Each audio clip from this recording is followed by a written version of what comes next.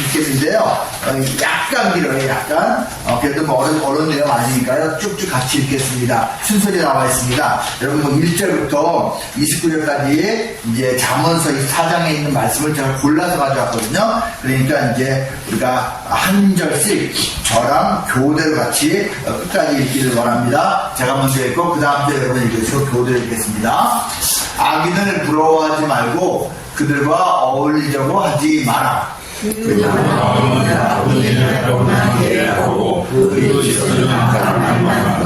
네 원수가 쓰러질 때 좋아하지 마라. 그가 걸려 넘어질 때 네 마음에 기뻐하지 마라.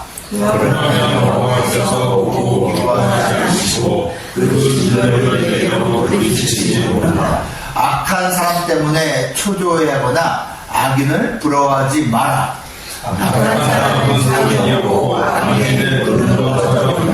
이것은 지혜로운 사람의 말이다. 재판할 때 편견이 있는 것은 좋지 않다.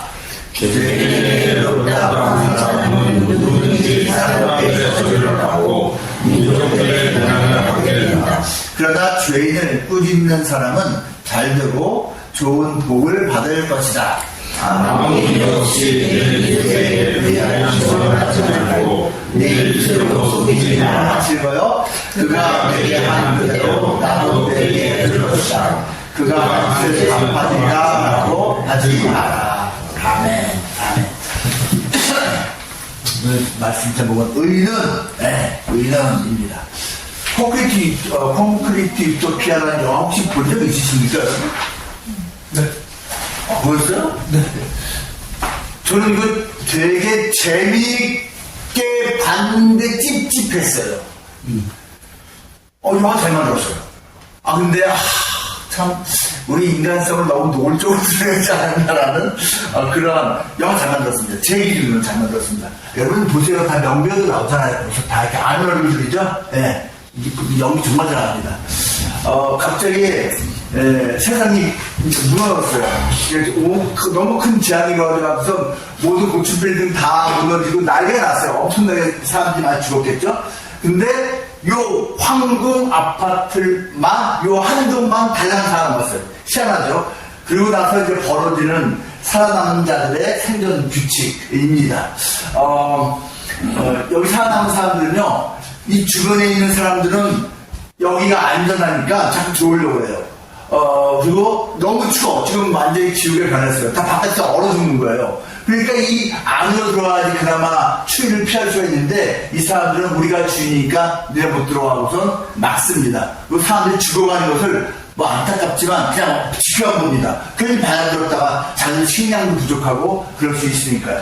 근데 여기서 이제 이 세 사람이 주인공인데 특별히 이 이병헌이 그의 나무 지원상을 탔습니다. 어디서 탔습니다. 이 이병헌이 주인공인데요. 여기서 주인공 이름은 영탁입니다. 이 사람이 엄청난 리더십을 발휘합니다. 아파트에 막 불날 것 같은 이 사람 때문에 불나는 것도 막고 막 엄청난 리더십을 발휘해서 사람들이 이 사람을 저기 리더로 선정을 합니다. 그리고 이 사람은 아주 냉철합니다. 그냥 규칙을 정하고선 절대 못 들어온다. 그 다음에, 지시 안 따르면 그냥, 뭐, 가두고 또 죽이고, 그냥. 그런데 사람들이 그렇게 해야지 살 것 같으니까 따라가요. 되게 리더로서 아주 갑자기 권력을 장악을 합니다. 그런데요, 알고 보니까 이 사람은 여기 주민이 아니에요. 이 사람은 아파트 사람이 아닌데, 이 사람이 속인 거예요. 자기가 아파트 사람인 것처럼. 그리고 거기서 권력을 장악을 합니다. 이 사람도 또 따지고 보면 또 불쌍한 사람이에요. 여기에 있는 어떤 놈이 나쁜 놈이야. 전세 사기에 쳐갖고선 이 사람이 전 재산을 다 날렸어요. 너무 열받아갖고선 너무 분노해갖고선 그 놈을 갖다가 간신히 찾아나갖고선 그 나쁜 놈 집에 갔는데 거기서 갑자기 이 지진이 나고 난리가 난 거예요. 그리고 거기에 주민으로 오해를 받아서 얼떨결에 리더가 이제 된 케이스입니다. 그리고 아주 좀 냉혹하게 리더십을 발휘하는 모습이 있어요.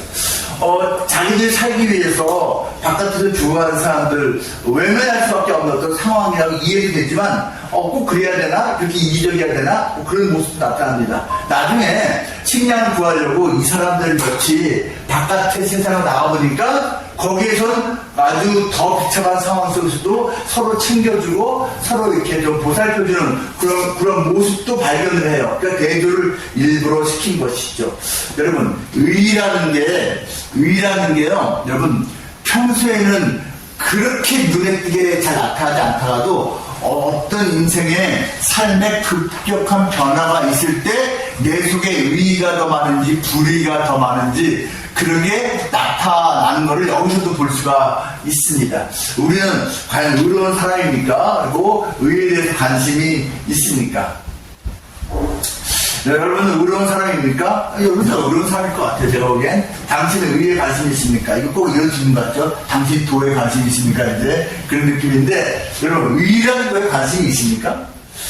성경이 말하는 의인의 모습에 대해서 말씀드리고 싶어요. 일반적인 의미에서 자기 개념 속에 의의가 다 있죠. 근데 성경은 뭘 말하는지 오늘 성경 말씀에서 말하고 있습니다. 의인은 악을 부러워하지 않고 따라가지 않는다. 그치, 당연하지. 악을 부러워하지 않고 따라가지 않는다 라고 말합니다. 악인을 부러워하지 말고 그들과 어울리려 하지 마라. 악한 사람 때문에 초조해하거나 악인을 부러워하지 마라.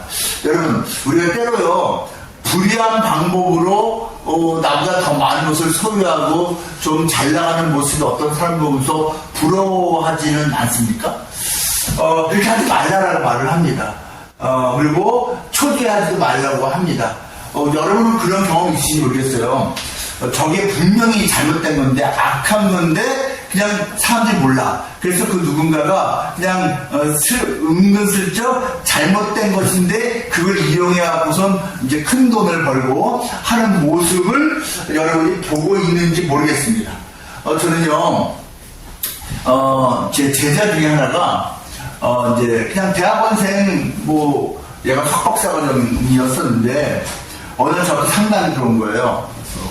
너무 괴로워하는 거예요. 자기가 한 달, 오랜 시간 동안 기도하면서 너무 괴로웠다고. 근데 도저히 결정 못해서, 이제 말씀드린다 하면서 참 지도 교수님이 너무 불의하다는 거예요. 왜 불의하냐 했더니, 나라에서 이제 프로젝트를 따오는데, 예를 들어서 3억, 5억, 한 몇억 단위의 프로젝트를 따와서 계획서 내고 이렇게 해서 돈 받기도 하고 또 리액트 하기도 하는데, 죄다 거짓말이라는 거예요, 죄다. 거짓말로 이걸 써갖고선 이렇게 했는데 거기서는 검증을 제대로 못해갖고선 합격. 돈을 내려오면 그 돈에 대부분이 그냥 개인적으로 그냥 교수가 착복을 하고 나중에 보고 올릴 때도 가짜 서류, 가짜 이걸 증명을 만들어서 올려버린다는 거예요. 그리고 이제 이걸 사는데 연구하기 위해서 1억 5천만 원짜리 기계가 필요하다고 해서 나라에서 이렇게 허락받아서 하는데 이 1억 5천만 원짜리 기계가 알고 보면 그냥 3천만 원짜리인데 저쪽 업체한테 말을 해갖고선 가라로 이제 영수증을 해갖고선 이렇게 와갖고 중간에 싸바싸바해서 남는 이 1억 2천만 원은 지네끼리 나눠서 먹는 이게 너무 많다라는 거예요. 그 다음에 자기들한테 원래 한 달에 50만 원씩 연구비로 이렇게 책정한다고 보고를 해놓고선 사실은 자기들한테 10만 원씩밖에 안 주고 그 1인당 40만 원에 해당하는 그 15명의 연구원들의 그거는 몽땅 자기가 다 가져간다는 거예요, 교수가. 이거를 어떻게 해야 됩니까? 그게 너무 괴로워하는 거예요. 그래서 그 자기 동료들끼리 너무 스트레스 받고 부글부글 하는데 자기들의 박사 여부 그리고 그 이후에 교수 자리가 날 때 추천서 여부가 그 인간한테 달려있으니까 개길 수가 없습니다. 근데 난 도저히 못 찾겠습니다. 너무 괴로워하는 거예요. 이거를 제가 방송국에 찌를까요? 인터넷에 올릴까요? 개인적으로 찾아가서 화를 낼까요? 어디 의시할지 조직을 해갖고서 같이 이렇게 해볼까요? 목사님 어떻게 하면 좋아요? 이렇게 제가 뭐라고 말해야 돼요? 네 앞에 막힌 한이 있더라도 의롭게 이렇게 항거하라 이렇게 해야 됩니까? 아니면 야, 네 이름은 숨기고서 슬쩍 방송국이나 이런 데다가 언론사에다 쓰셔라 이런 걸 해야 됩니까? 도대체 어쩌면 너무 당황스러웠던 기억이 나요. 너무 당황스러웠던 기억이 나요. 그러면서 제가 비겁한다고 그랬습니다. 내가 정답은 모르겠고 너 여기서 기도했으니까 기도 이제 충분히 했을 테니까 네 마음속에 조금이라도 더 무겁게 이게 더 맞다라고 옳다라고 느껴진 게 있다면 과감하게 던지고 그걸 갖고 행하고 결과는 그냥 하나님께 맡기는 게 낫지 않냐라고 했어요. 제가 너무 비겁하게 이렇게 답을 했죠. 근데 걔가 그래요? 저 이미 사실 한쪽으로 지어져 있는데 그렇다면 저는 목사님이 말하는 게 하나님의 응답이 되게 해달라 기도하고 왔거든요. 그럼 그대로 하겠습니다. 하더니 얘가요, 폭로해버렸어요. 그래서 대학원을 그만둬버렸습니다. 제가 너무 놀랐어요. 그리고 징계받았습니다, 교수. 엄청난 징계받았습니다. 지금 잘 살아요. 네. 자기가 원래 꿈꾸던 것은 그 길은 아니었는데, 다른 일이 틀어져갖고선 좀 아주 잘 먹고 잘 살고 있습니다. 제가 걔를 이제 그 후에 만난 다음에 내가 너 진짜 존경한다. 내가 비겁하게 대답을 해줬는데도 너는 그냥 의롭게 했다. 제가 되게 칭찬해주고 지금까지도 제 마음속에 존경스러운 제자로 남아있거든요. 여러분, 정말로 이게 쉬운 일은 아닌데 사실 마음속에 의라는 것을 안다면 그것을 행할 때 그 의의 가치가 나타나는 거겠죠. 복이 있는 사람은 악한 사람들의 꾀를 따라가지 않고 죄인들에게 서지 않고 남을 없은 여기는 사람들과 잘 함께하지 않는다라고 성경의 시편이라고 있거든요. 거기에 1장 1절에서 이렇게 말하고 있습니다. 진짜 제가 왜 갑자기 의에서 복을 말하냐면요, 여러분, 진짜 의로운 사람이 결국은 복을 받게 되어 있게 하나님께서 일을 해 주시는데 그 끝에까지 기다리기 쉽지가 않아서 그런 거예요. 근데 진짜 복이 있는 사람은 이런 거 하지 않을 때 하나님이 응답해 주신다라는 것입니다. 악인의 최후는요, 갑자기 재앙이 닥칠 것이기 때문이다. 여호와라는 것은요, 하나님이에요. 하나님과 왕이 그 당시에 왕기에 되었으니까요. 어떤 몰락을 가져다 줄지 누가 알겠느냐라고 22절에서도 말을 하고 있거든요. 높은 권세자가 갑자기 너를 갖다가 이제 그 공의로 어떻게 심판할지 너는 모른다라는 것이죠. 근데 저 같은 크리스찬은 하나님이 절대자 하나님이 의의 심판을 하실 날이 온다라고 믿는 것이죠. 12서라는 성경에 이렇게 써져 있어요. 한 번 죽는 것은 사람들에게 정해진 일이며 그 외에 심판이 있습니다. 여러분은 내세를 믿나요? 내세. 죽은 다음에 세상을 믿나요? 보통은 이제 있으면 좋겠다고 생각을 하죠. 자기가 이제 착하게 산 사람들 생각을 해요. 근데 악한 사람들은 그거 없을 거야. 없으면 좋겠다. 생각할 수 있겠죠. 근데 성경에서는 다음 세계가 있다라고 말합니다. 그 세계에서 심판을 받는다. 그 심판이 어떤 사람은 칭찬받는 심판이겠죠. 잘했다고. 근데 어떤 사람은요, 이제 그 악의 대가를 치르게 된다는 것이죠. 죽은 다음에 반드시 심판이 있고 새로운 이제 삶을, 영원한 삶인데 천국에서 삶이냐 지옥에서 삶이냐가 결정되는데 이 땅에서 의를 얼마나 행하느냐가 여기에 관련이 되어 있습니다. 성경이 말하는 의라는 것의 두 번째는요, 의는 악을 의라고 하지 않는다는 거예요. 이게 여러분 문제입니다. 악을 의라고 말하는 사람들이 종종 있잖아요. 이제 죄인에게 의롭다라고 하는 사람은 누구든지 사람들 저주를 받고 민족들의 비난을 받게 된다라고 24절에 써져 있고요. 또 아무 이유 없이 네 이웃에게 불리한 증언을 하지 말고 네 이웃을 속이지 마라 라고 말합니다. 여러분, 이 거짓 증언하는 건요, 의를 뭉개고 의로운 사람 갖다가 정말 괴롭히는 너무 악한 짓입니다. 그리고 악한 자를 갖다가 살려주고 악한 자를 갖다 도와주는 것은 같이 악한 자인 것이죠. 혹시 여러분 법정에 서갖고서 뭐 증인하거나 이런 거 하실 일이 있었습니까?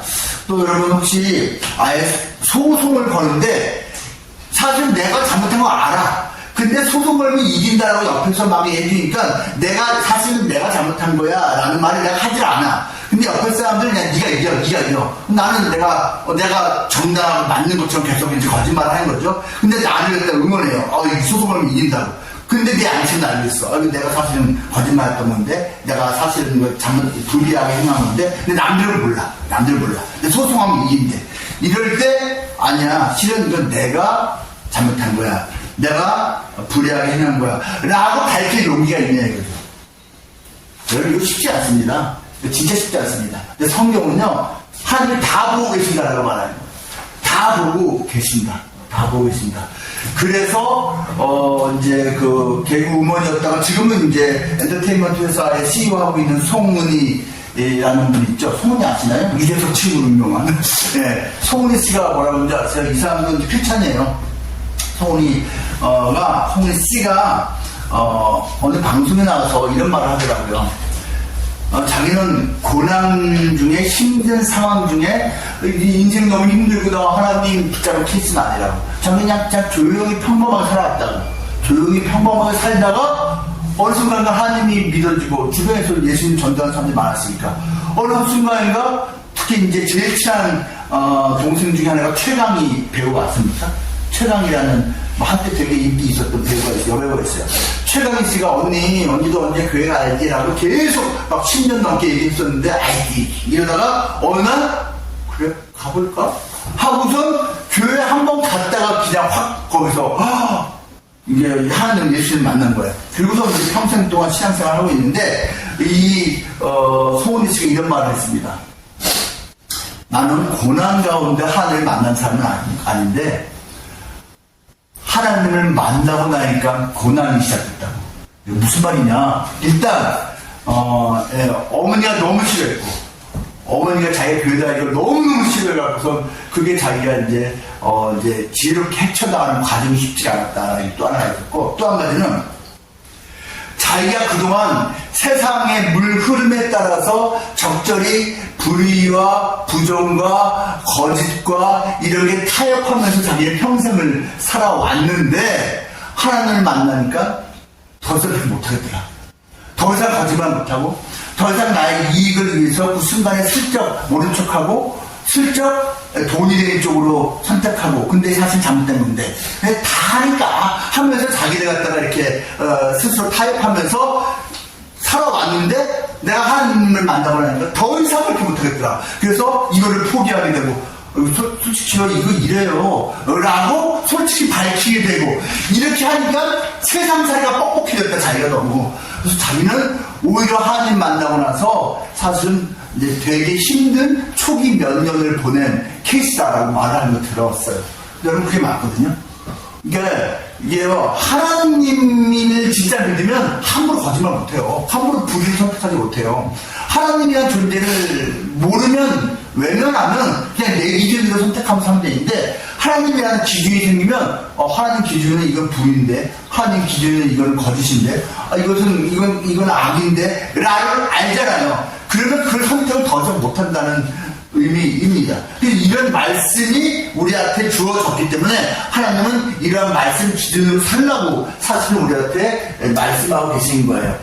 여러분 체다카라는 의가 있고요. 미슈파트라는 의가 있는데 이게 다 위에 있는 거는 히브리어입니다. 고대 이스라엘 언어인데요. 이거 알아두면 괜찮은 개념입니다. 의가 두 가지가 있습니다. 뭐가 있냐면요. 기초정의 또는 교정정의라는 개념이 있어요. 둘 다 번역할 때는 공의 또는 정의로 번역되어 있는데 개념이 다르다는 얘기입니다. 쉽게 말하면 이거예요. 체다카는요. 공평하게 공의롭게 대해야 된다 사람들을 그거예요. 예를 들면 이거예요. 제가 이만한 이제 빵을 가져와서 이제 맡겨드린 거예요. 어떻게 맡기냐면은 내가 저기 멀리 좀 갔다 올 동안에 여기 이 주변에 있는 요 식구들한테 공평하게 좀 이렇게 나눠주라고. 그래서 아이들은 덩치가 작으니까 조금 줄여도 되지만 또 어른들은 또 공평하게 요만큼씩 요 빵을 먹을 걸 나눠주고 또 아이들은 또 아이들대로 요만큼씩 공평하게 이렇게 나눠주고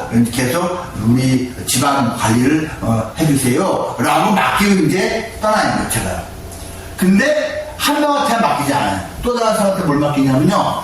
요 사람이 그걸 잘하고 있는지 잘 보고 있으라고. 그래서 자기가 실수를 갖고선 누구한테는 이제 친한 사람이라고 이만큼 주고 누구한테는 이만큼 주고 내가 싫어하는 사람이라고 이만큼 주고 그렇게 하면 안 되고 공평하게 줘야 되는데 그렇게 못하고 있으면은 말하라고 말해서 그렇게 하면 안 된다고 우리 떠난 분이 이렇게 똑같이 나눠주라고 하지 않았냐고. 그렇게 해서 교정을 시켜주라고 이게 사냥을 맡기고 떠나요.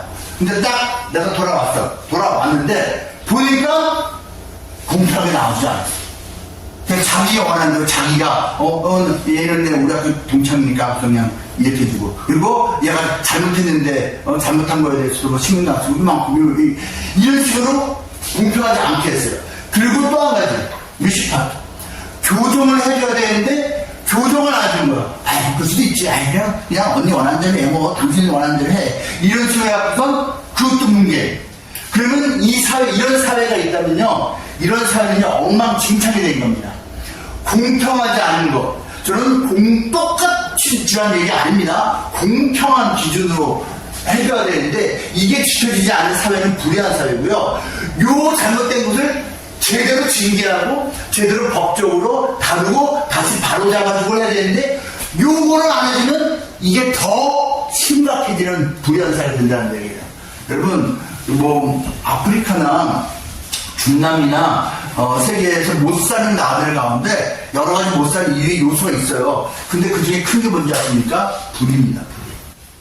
거기는요, 윗사람들이 저 상위 0.5%, 1%가 나라의 경제권과 모든 걸 다 잡고 있어요.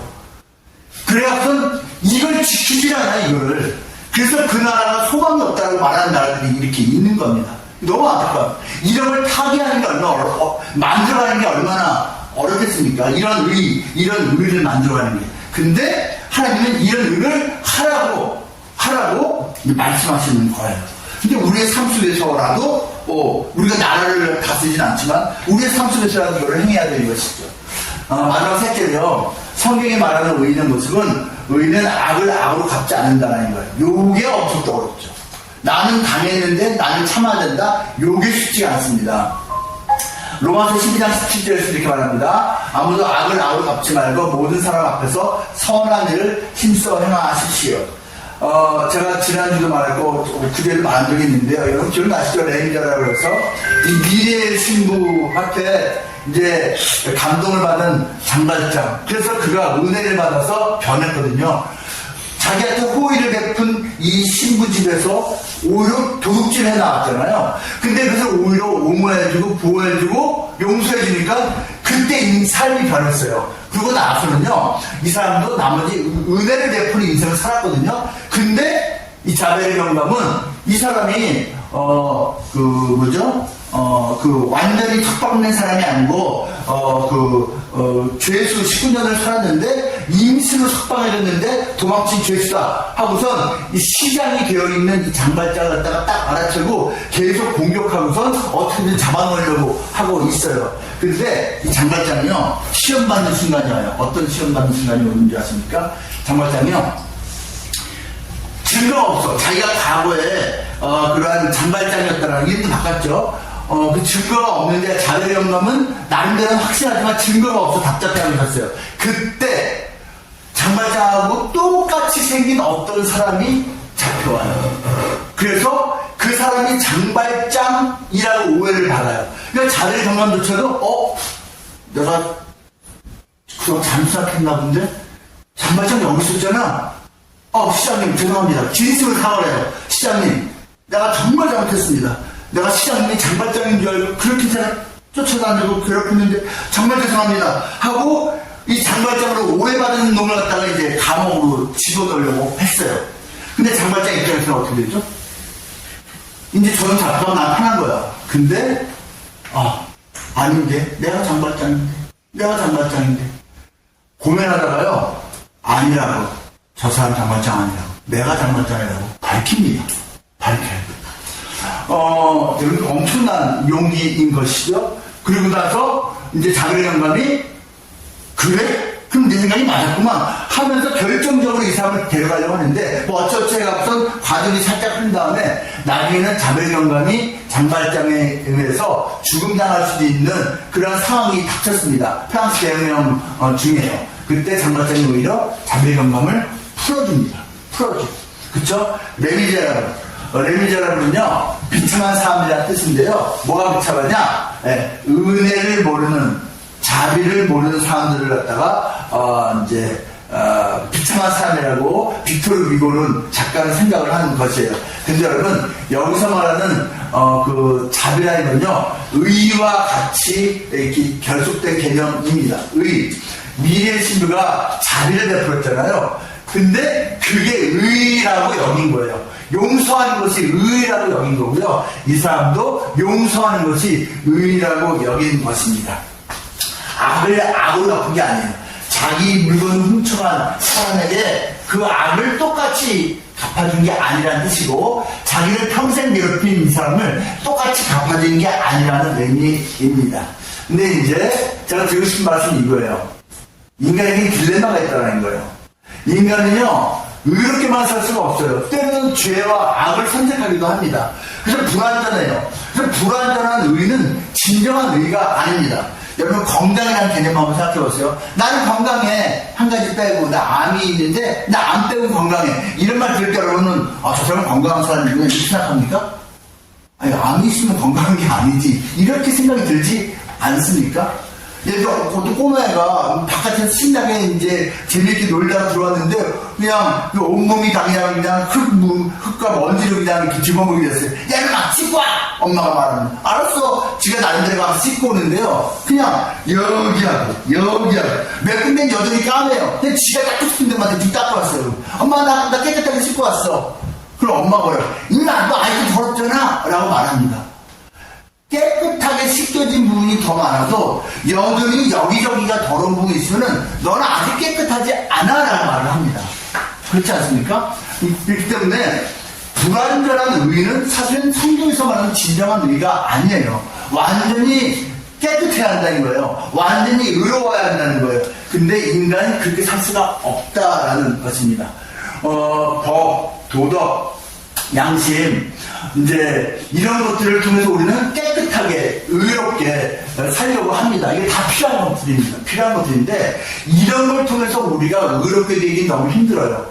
법을 통해서 우리가 참지만 솔직히 그 법도 막 탈법을 하고 피해갈 수도 있고 도덕도 여러분 시대마다 사람마다 지역마다 도덕 기준이 달라요. 양심도 여러분 내가 20살 때 양심 다르고요 50살 때 양심 다릅니다. 그거 아십니까? 똑같지가 않아요. 그러니까 요것들 자체도 요것 자체도 변하고 완전하지가 않아. 요런 기능은 뭐냐? 진단서입니다. 우리가 불완전하다는 병이 있다는 고쳐야 한다는 진단서예요. 근데 진단서가 사람을 고치진 않습니다. 진단을 정확히 해야지 고치는 건 맞아요. 근데 진단서 자체를 딱 보고 진단서를 봤으니까 이제는 고침받았다 그런 말 없잖아요.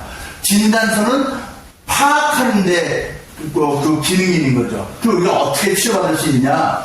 성경이 말하면 이거예요. 치료학이 하나님 말씀에 그 치료법이 있다. 예수님이 치료자다, 의사다 라고 말을 하는 겁니다.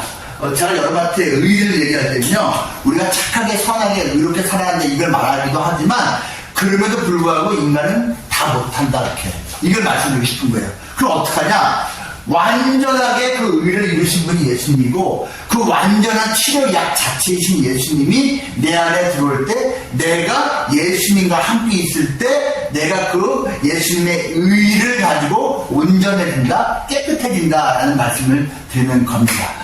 이런 것들이 필요 없다가 아니고 진단하는 데는 도움이 되지만 치료하는 데는 사실은 예수님 성령 말씀이 우리에게 그 역할을 해주는 것이다 라고 저는 전달을 하는 것입니다.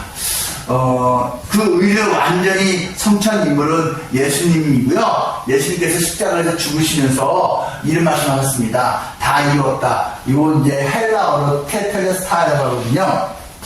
테텔레스타이의 뜻이 뭐냐면 빚을 다 갚았다는 뜻입니다. 죄악을 다 갚았다. 무슨 말이냐면 우리 인간이 짓는 모든 죄악, 불의한 것을 이 예수님이 다 치료했다. 다 갚았다라는 뜻입니다. 다 이뤘다는 뜻이에요. 근데 그 다 갚고 다 완전히 한 그것을 내가 받아들여야지 이게 나한테 적용이 되는 거지. 나하고 상관이 없다 그러면은 그 완전한 치료약이 있지만 나하고 상관이 없는 거예요. 공짜로 나눠주는 그 완전한 죄악의 용서 그리고 빚의 탕감을 받아들이는 것이 예수님을 받아들인 것이다 라고 말씀을 드립니다. 이 의, 한자 의자 있는데 여러분 이 한자 의가요 이게 두 단어로 두 글자로 만들어진 거 아시죠? 요 밑에 게 나, 아자입니다. 나는 할 때, 나, 아자입니다, 이게. 요거는요, 양 할 때, 할 때, 그 양입니다, 양. 예. 양이 내 위에 있는 게 의입니다. 이게 한자로 말하는 건데요. 여러분, 성경에서는요, 양이 예수님의 상징 동물입니다. 양이 예수님의 상징 동물이에요. 그러니까 한자로 이 단어가 왜 이렇게 만들어질지 모르겠어요. 양이 내 위에 있을 때, 내가 위에 있는 존재가 아니고 내 위에 예수님의 상징인 양이 있을 때 이게 의가 된다라고 한자는 말합니다. 사실 한자들, 수많은 한자들이 성경의 내용을 반영하고 있거든요. 뭐 그거는 그때그때마다 말씀드리겠고요. 그래서 성경이 말하는 의는 내가 머리 위에 있는 게 아니라 예수님이 내 머리 위에 계실 때 의가 성취된다라는 개념을 말하고 있습니다.